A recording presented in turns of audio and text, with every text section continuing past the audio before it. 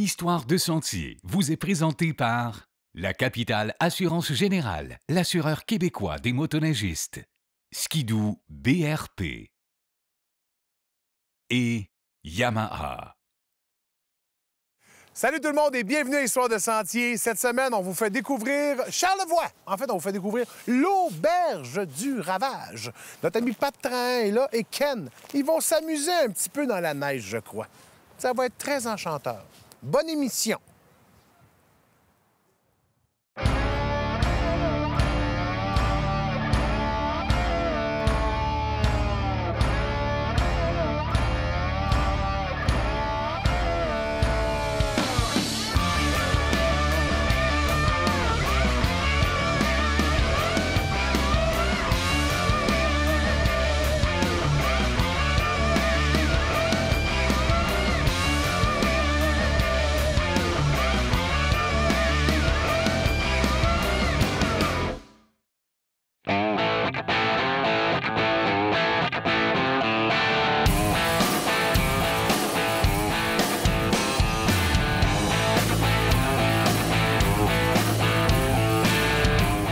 La région de Charlevoix, je la connaissais surtout l'hiver en ski, parce que j'ai fait de la course de ski puis j'allais au massif, et l'été en vélo de montagne. Ce parc-là, je l'avais fait en vélo de montagne, puis j'avais trouvé vraiment là, que c'est un endroit caché, pas trop connu, puis les points de vue incroyables. La motoneige, j'ai redécouvert ça depuis que j'ai fait l'Arikana. Bon, on me connaît peut-être un peu plus sous la moto, le rallye, mais j'ai toujours gardé le côté motoneige en dedans de moi, une passion que j'ai repoussée un peu après l'Arikana. Mais je me suis dit, un jour, je vais retourner. Puis je reviens au Québec vraiment pour la motoneige. Toujours le fun de faire la première sortie de motoneige. Et c'est encore plus le fun lorsqu'on réussit à le faire avec des bons amis. Avec Pat, c'est toujours facile. Tu l'appelles, s'il est disponible, il est là, puis je le sais qu'on va avoir du plaisir, puis je le sais que ça va bien se passer, puis au pire aller, je sais que si je me mets dans l'arbre, bien, Pat va venir m'aider. C'est ça qui est magnifique. Donc, c'est pour ça qu'on s'est donné rendez-vous ici à l'auberge Le Ravage, pourvoirie du lac Moreau. Vraiment un bel endroit. Ça fait longtemps que j'en entendais parler. Ça fait longtemps que la communauté motoneige passe ici, vient ici de plus en plus, mais on n'avait jamais la bonne occasion de venir. Et là, toutes les astres se sont alignés et on a eu la chance de venir faire notre tour. Le plaisir et l'avantage de venir à une place comme ici, c'est que par la situation géographique, puis vu qu'ils sont assez hauts dans les montagnes, il y a toujours de la neige plus tôt en saison. Et on le sait que cette année, le début de saison, il a été plutôt laborieux. Donc, on est venu ici pour en profiter. C'est sûr qu'on fait toujours très attention aux lacs et aux rivières, mais lorsqu'on reste dans le sentier ou dans les chemins forestiers, il n'y a pas de problème, on peut s'amuser en masse. On a vu les problèmes qui existent au Québec, là, avec les rivières qui ne sont pas gelées. Nous, présentement, les plus belles conditions de neige au Québec se retrouvent sur ces hauts sommets-là de Charlevoix. Donc, c'est une industrie qui est importante. On fait une grande partie de nos opérations sur des terres publiques.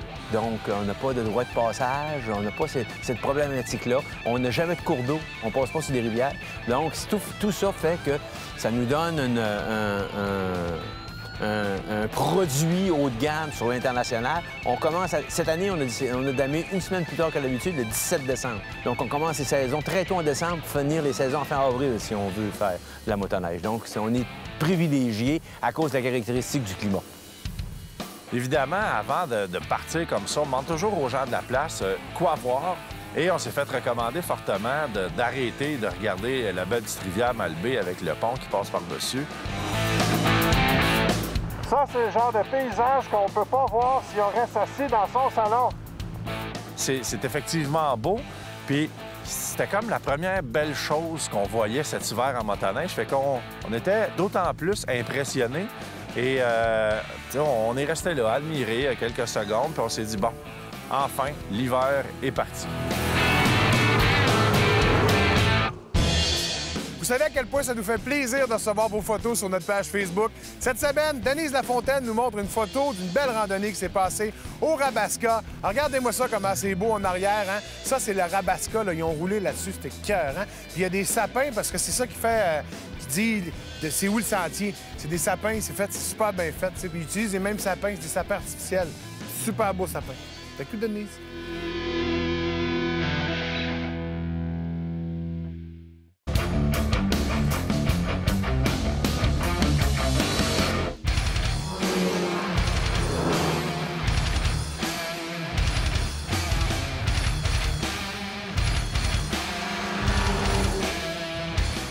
On était tellement traités aux petits oignons, quand on est arrivé de partir le matin, ils nous ont préparé des thermos de café. Bon, moi, je bois pas de café, j'ai demandé du chocolat chaud, donc on a chacun eu un thermos de boisson chaude.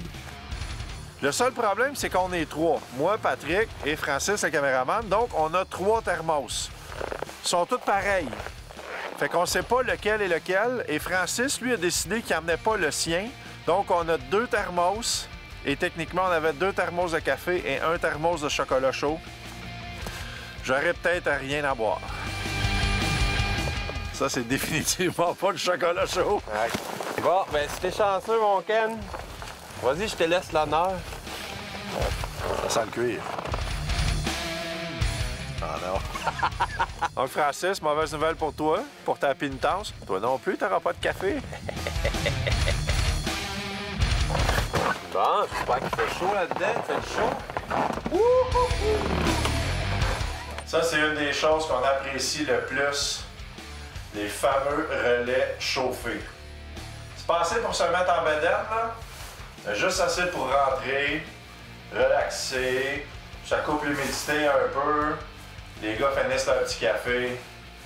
On part. Peux-tu y aller? Non, on n'ira pas. On va laisser ça propre. On va aller aux toilettes des gars dehors.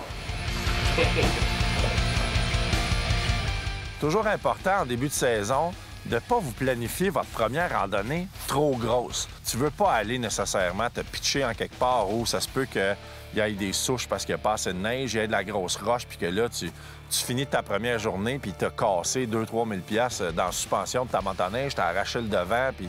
Donc, on est allé plus facilement dans les chemins. De toute façon, des chemins, il y en a amplement. Et comme première ride, c'est bien assez pour s'amuser, pas se faire mal, rien briser, retourner à la maison, puis après ça, se dire, OK, là, la prochaine, on va se donner juste un petit défi de plus. Donc, on est allé se promener jusqu'à la 83, qui est le sentier qui relie le club motoneige Saguenay jusqu'à Charlevoix. Et les sentiers sont vraiment impeccables. Numéro 1, c'est plus facile ici peut-être de partir en début de saison parce que c'est des chemins forestiers. Donc, vraiment bien entretenu, bien damé. Et on était chanceux dans les derniers jours. Il y avait tombé jusqu'à une 30aine de centimètres de neige. Donc, la motoneige ici est vraiment bien partie. Comme à toutes les années, ils réussissent à partir avant un peu le restant de la planète. C'était vraiment parfait pour enlever le petit frisson qu'on a en début d'année parce qu'on veut absolument rouler. Et c'était parti, on s'est dégourdi en masse, on a eu du plaisir, on a pu vraiment tester nos motoneiges pour savoir, bon, OK, la réponse est comme ça. Nous autres, on a des motoneiges nouvelles à chaque année, donc il faut vraiment savoir vraiment qu'est-ce que c'est, puis comment ça marche, puis qu'est-ce qu'on fait pas. Donc, on s'est amusé en masse. On a fait peut-être une 50-60 km dans les sentiers pour revenir ici à l'auberge. Pour un bon dîner, parce qu'on le savait qu'après, on s'en allait se donner de la misère.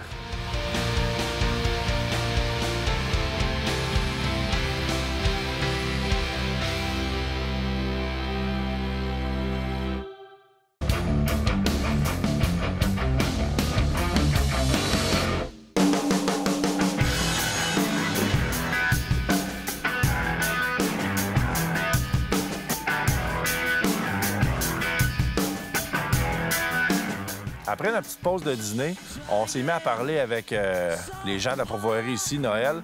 Là, il nous a sorti des cartes. Il nous a expliqué premièrement qu'il y avait 83 km² ici sur la pourvoirie. Donc, on avait des places en masse pour aller jouer, pour aller s'amuser. Et là, il nous a expliqué, bon, si vous allez là, le chemin du lac Louise, après ça, à gauche, à droite, pour finalement nous donner un point GPS. Il dit, si vous allez là, vous allez être sur le top des montagnes, ça va être beau, vous allez avoir un bon coucher de soleil.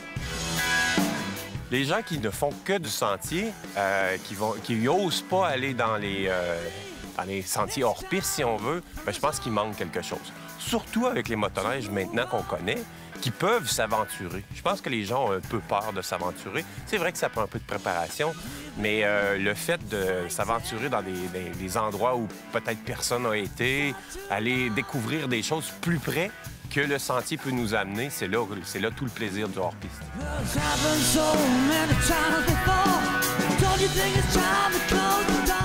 Dans le coin ici, le hors-piste que nous autres, on voulait faire en début de saison comme ça, c'était plus du chemin forestier. Du chemin ou de la trail, pas nécessairement toujours très large, mais quelque chose pour avoir un petit peu plus de neige molle, malgré qu'on n'était pas les seuls à savoir que la neige était ici. Donc, on a fait du tapé, mais du plus serré un peu. Question de repousser les limites un peu sans aller dans le trop extravagant. On savait pas exactement la compaction de la neige avait l'air de quoi, fait qu'on voulait pas nécessairement se pitcher n'importe où. En fait, on a fini par le faire juste pour le tester, mais on est allé tranquillement. On a progressé tranquillement vers le spot où on s'est dit « Ah, ici, ça va être beau.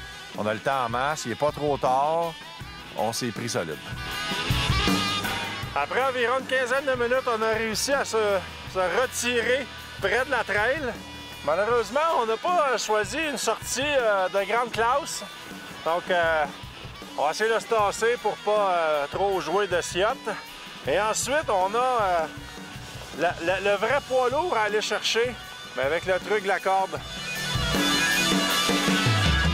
Ce petit instrument, toujours l'amener avec vous avec un motoneige. Ça permet de tirer sur la motoneige. Le plaisir du hors-piste, c'est qu'on ne sait jamais combien de kilomètres on va faire. Nous, on croyait qu'on était pour faire un 300 pieds, si on veut, pour faire des belles images à la caméra dans le gros hors-piste en montant. Ça s'est pas tout à fait déroulé comme ça. On a fait à peu près 10 pieds.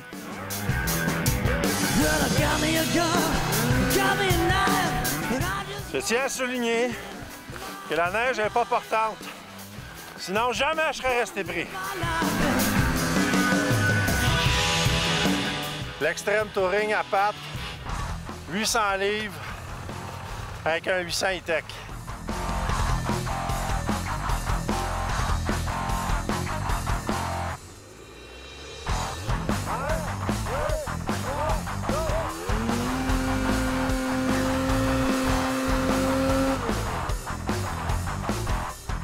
Le bout de facile est fait.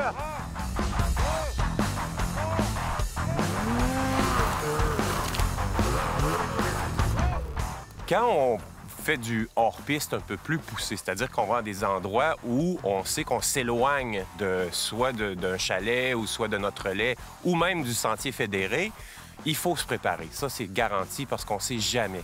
Dans le sentier fédéré, on est quand même en sécurité, il y a quand même de la patrouille. Mais quand on part dans des sentiers hors-piste, il faut avoir une certaine préparation. Je pense que la machine, c'est la première chose. L'équipement, nous, on s'est dépris avec une corde. Mais ça, je pense que c'est un outil incroyable parce qu'on peut se tirer. Il ne faut jamais aller tout seul en hors-piste. Je pense que ça, c'est la règle numéro 1. Deuxième règle qu'on a appris, une corde. Ensuite de ça, des vêtements chauds, parce que ça se peut qu'on se prenne. En fait, c'est le but, c'est le plaisir de la chose. Mais quand on se prend, on a chaud, on transpire, donc il faut vraiment avoir des vêtements. Même moi, j'amène souvent des raquettes, quelque chose pour couper les arbres, parce qu'on sait que l'hiver, les arbres peuvent aller dans le chemin. Donc, il faut avoir quand même une bonne préparation. On peut regarder sur certains sites aussi vraiment spécifiques les outils qu'on a besoin. Aussi, en hors-piste, c'est important de savoir qu'on ne peut pas y aller tout de suite. C'est-à-dire qu'on se prépare parce que la conduite hors-piste aussi est très différente. Une machine ne va pas se comporter pareil comme sur un sentier. Donc, il faut faire des essais. Le plus facile, c'est dans le champ près de chez nous. On va essayer un peu la machine, voir. Là, c'est sûr, on va se déprendre. Il y a des techniques de se déprendre aussi. Donc, c'est pas de faire la grande expédition la première fois qu'on fait du hors-piste. Se préparer, faire des essais, s'entraîner un petit peu, puis avoir des amis, puis on y va, voir quelqu'un expérimenter. Quand je pars avec Patrick ou quand j'organise quelque chose avec Patrick, je sais qu'il va toujours me suivre, peu importe les plans. Et je sais que je peux pas me fier sur lui pour me dire « Ah non, non, fais pas ça ». Donc, je propose des choses en sachant qu'il va m'appuyer. Ça va me donner l'encouragement de me garrocher dans le trou puis de me prendre. Hein? Finalement, c'est ça qu'on a fait. On avait un beau setup. J'ai dit à Francis, mets-toi là, on va aller virer en bas, puis on s'en vient. Ça sera pas long. Je ne reculerai jamais devant un défi. Plus le défi est là, plus je vais dire oui. Mais en même temps, moi, je sais tout le temps qu'on revient. On trouve toujours un moyen. Moi, je dis tout le temps, on revient au bivouac. Mais il faut jamais paniquer dans ces situations-là. Il faut prendre la situation pas par pas, puis on a des belles aventures à compter.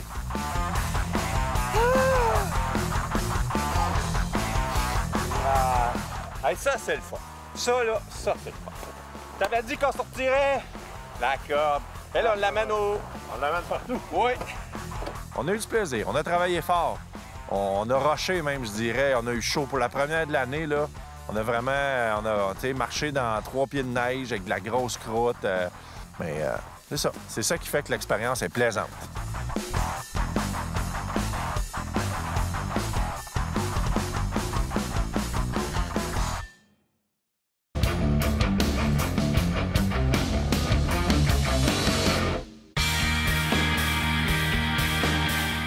Pour la région des Laurentides, le lauréat est M. Roland Leroy du club motoneige Diable et Rouge. Membre de la FCMQ depuis 1974, administrateur du club de motoneige Diable et Rouge depuis 1989, M. Leroy en devient le président en 2004. En soumettant sa candidature, ses amis motoneigistes tenaient à lui adresser un immense merci pour toutes ces années de dévouement et de persévérance. Merci, Monsieur Leroy.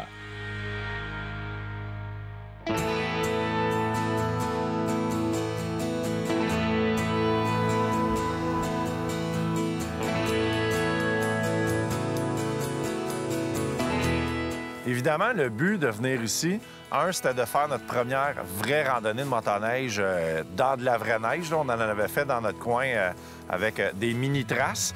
Et là, l'Auberge de Ravage n'arrêtait pas sur Facebook de nous mettre des petits teasers comme quoi c'est beau, venez-vous-en, ça vaut la peine. Fait qu'on a décidé de venir voir que ça avait l'air et c'est vrai que c'est vraiment beau. Il nous disait qu'il y a certains sentiers de motoneige qui sont ouverts depuis le 17 décembre.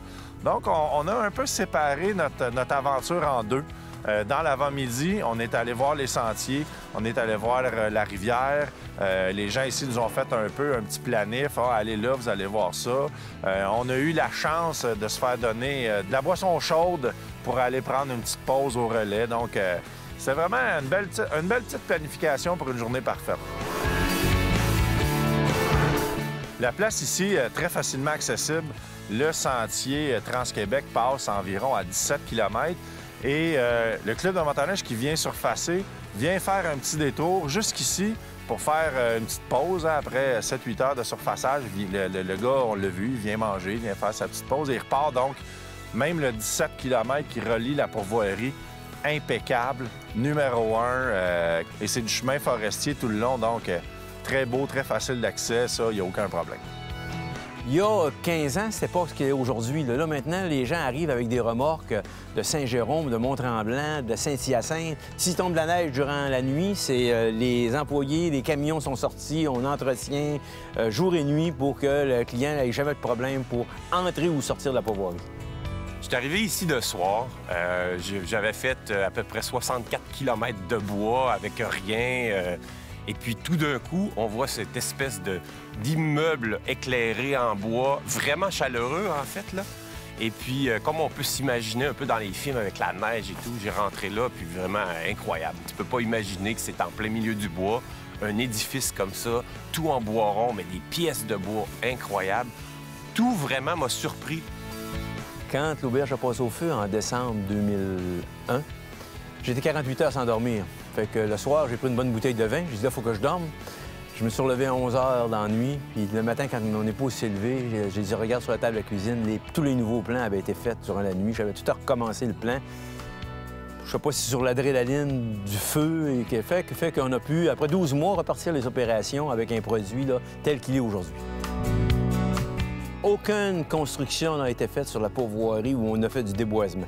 On a toujours été des anciens stationnements qui avaient été faits dans les opérations forestières. Donc, pour nous, c'est un souci. Vous avez dû voir aussi qu'on a notre propre centrale hydroélectrique. Donc, on fait toujours attention à l'empreinte qu'on fait sur l'environnement. Donc, on n'a pas voulu augmenter la capacité, mais on a mis beaucoup plus de luxe. Donc, on se trouve le premier Scandinave 5 étoiles qui existe en forêt au Québec.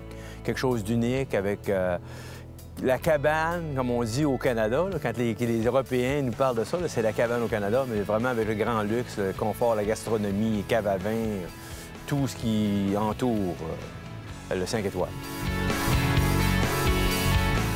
En arrivant ici, on s'est vraiment rendu compte que c'était la place à être en motoneige. Moi, j'aime ça quand les gens se forcent au point de se dire on va faire de quoi de beau. On est sur une route qui n'est pas très passante. Ça relie le Saguenay puis Charlevoix. On a un 14 km de chemin à faire pour se rendre ici, qui est, soit dit en passant, très bien entretenu. Tu arrives ici, ça te saute aux yeux, la belle place en bois rond, et tout est pensé pour que ça soit parfait pour la clientèle motoneigiste. Une grande entrée, de la place pour accrocher à peu près 200 manteaux, du chauffage qui est là, de la place pour s'asseoir un peu partout et surtout l'effet grandiose. Tu rentres, c'est comme un plafond cathédral qui t'emmène jusqu'à la mezzanine des chambres en haut. C'est beau, c'est bien décoré, c'est au goût du jour. Et ça, c'est sans parler de l'excellente table. Ça, c'est une chose que j'aime de plus en plus en motoneige, c'est qu'on n'est pas obligé de juste manger des hot dogs, hamburgers, poutine. C'est le fun des fois, un petit dîner rapide, mais si on veut arriver ici, on a tout ça, on a l'ambiance et un beau repas, 5 services dans une ambiance magnifique. On est un peu captif du produit parce que sur 2000 km, 120 km pour aller manger ou aller prendre un verre de bière ailleurs, on est un peu captif du produit. Donc, c'est pour ça qu'on a essayé de faire quelque chose que quand la personne arrive, il faut qu'elle soit excessivement bien reçue. Et on avait parti avec un chef français, la première auberge, et on a toujours eu cette tendance-là de garder la gastronomie, la cave à vin qui peut contenir près de 2000 bouteilles. Donc, c'était l'image, c'était le produit, c'est le créneau qu'on a voulu créer. Un très petit créneau, on va dire, mais c'est un créneau haut de gamme qu'on a voulu produire au Québec. Profitez des 75 ans de la capitale en participant à leur tout nouveau concours et courez la chance d'être l'un des 8 gagnants d'un de ces magnifiques prix offerts par Yamaha. Participez en visitant le rds.ca/HDS. Merci d'avoir été à l'écoute. J'espère que vous avez apprécié l'émission. En tout temps, vous pouvez nous rejoindre sur notre page Facebook. Et puis, merci d'être nombreux à aimer ce qu'on fait, c'est-à-dire refléter la passion de tous les amis québécois qui aiment la motoneige. À la semaine prochaine, la gang! Woo! Histoire de sentier vous est présentée par la Capitale Assurance Générale, l'assureur québécois des motoneigistes, Choco et Yamaha.